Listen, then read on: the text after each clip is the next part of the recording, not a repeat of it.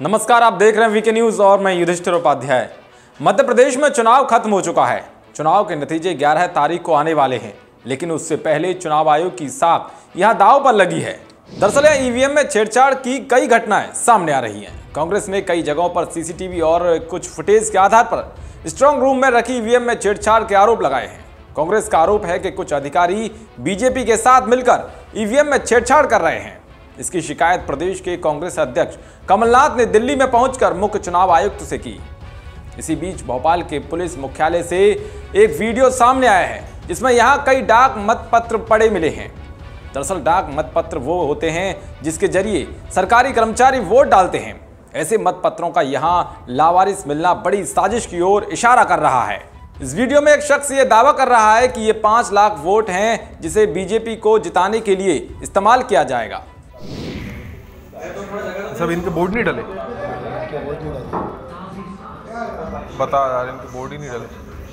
इसमें तो फर्जीवाड़ा कर रही है सरकार। फर्जीवाड़ा कर रही है ना। इसमें तो 5 लाख कर्मचारी वोट ऐसे जिसमें सरकार को लगेगा कि हमारी गिर रही है, तो इन टाइम पे उसका यूज़ किया जाएगा। 3 से 4 लाख बीजेपी के फेवर में जाएंगे, बाकी कांग्रेस को लेके इनके ऊपर सील मार देगा कि भारतीय जनता पार्टी की गवर्नमेंट ये चाल वाली काम है।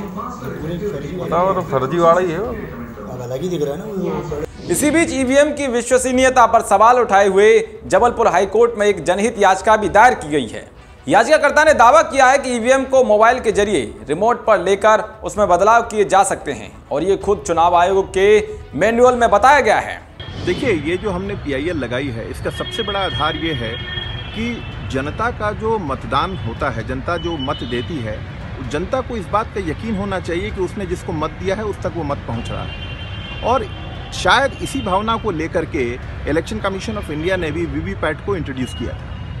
तो मैंने इसी दौरान अभी जब इलेक्शन कमीशन ऑफ इंडिया द्वारा जारी मैनुअल, जो कि ईवीएम और वीवीपैट मशीन के बारे में था, उसका अध्ययन किया, तो मैंने पाया कि इसके चैप्टर 19 में ये बात करते हैं ईवीएम ट्रैकिंग सॉफ्टवेयर की, और उस सॉफ्टवेयर से कनेक्ट करने के लिए ये कहते हैं एक मोबाइल एप्लीकेशन भी इन्होंने बनाया है, जो कि central election officer, district election officer और वेयर हाउस इंचार्ज को ही डाउनलोड करने को दी जाएंगी।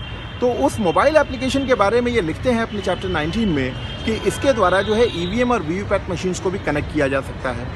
फिर मैंने आगे देखा चैप्टर 23, तो चैप्टर 23 में ये बात करते हैं ईवीएम मशीन्स की क्रेडिबिलिटी की। तो उसमें ये लिखते हैं कि ये एक स्टैंड अलोन डिवाइस है, इसको किसी भी वायरलेस डिवाइस से कनेक्ट नहीं किया जा सकता।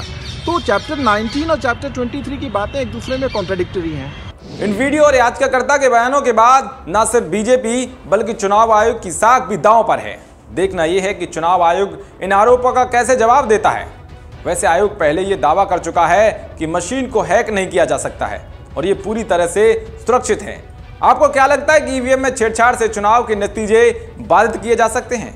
और क्या विपक्ष जो मांग कर रहा है कि चुनाव बैलेट पेपर से हो, उस पर आपकी क्या राय है?